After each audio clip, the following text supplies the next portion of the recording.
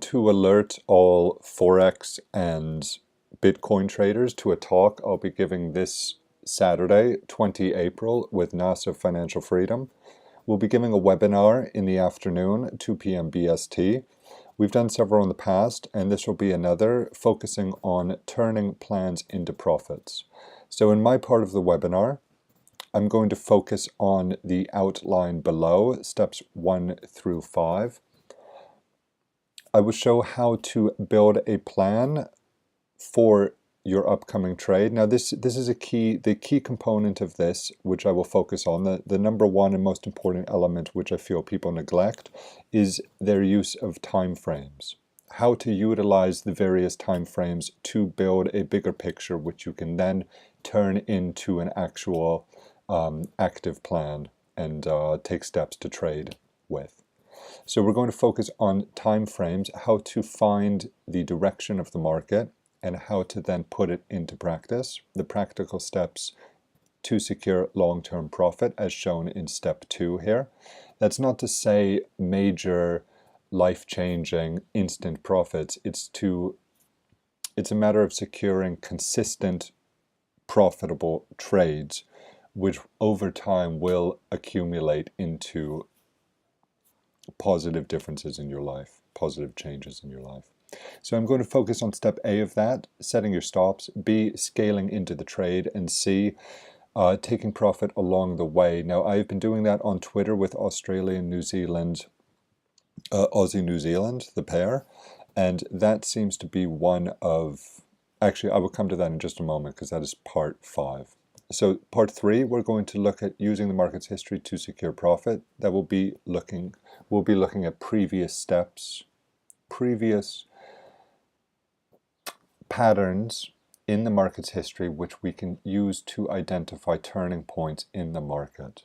So we have enough evidence, we have enough data in Bitcoin now, for example, to use one tradable market where we can go back, look in the past, look for spots along the way where we can take profit.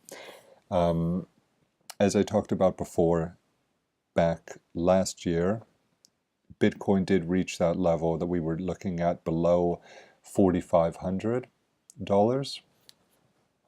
And from there, as you know, it's turned up and it's found some support finally. So step 4 of this talk will be looking for signs of exhaustion and holding on to gains, whether you're long or short, securing those gains along the way.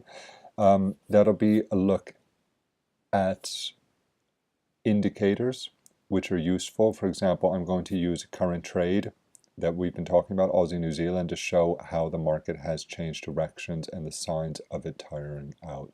And the 5th part, 3 big trades for 2019, one of which is Aussie-New Zealand, which I've been detailing on Twitter. It is this one here. I've been talking about this for years, and the market has made a turn, which I feel is most likely the big one now, because we have a target here above 115. Now, how long it takes for that to develop, we shall see. But for now, it has moved. Now, I have 2 other big trades for 2019. And by the way, if you did miss the Aussie-New Zealand one, there will be pullbacks along the way. There have been several minor pullbacks already, which I would talk about. But upcoming pullbacks are to be expected, and there'll be chances to get on board for the bigger target. And then last, part 6, he will give a talk on swing trading, steps along the way, and ways to achieve success with that. And we'll do a question and answer session at the end of the talk. So this will be approximately 2 hours.